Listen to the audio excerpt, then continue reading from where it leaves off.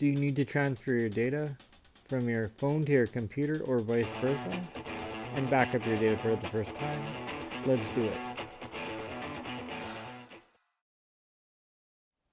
The first thing you need to do is connect your iPhone to your computer.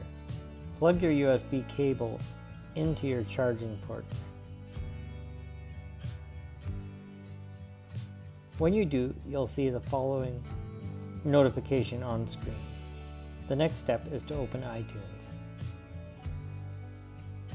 You should see a phone icon in the upper left corner. Click the phone icon.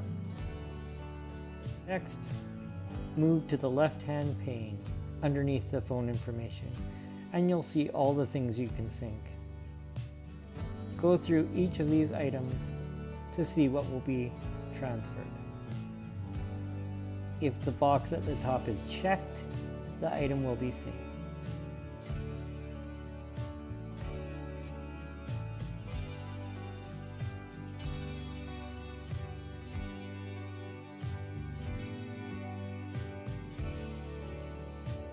To sync audiobooks, check the Sync Audiobooks box, and then select an audiobook to add to your iPhone.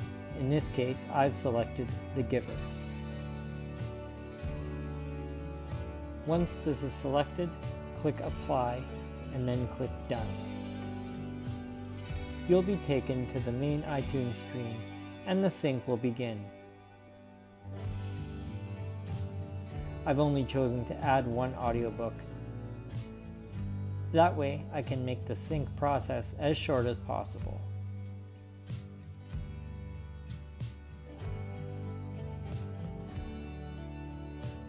When you see the apple at the top of the iTunes screen, the sync is complete.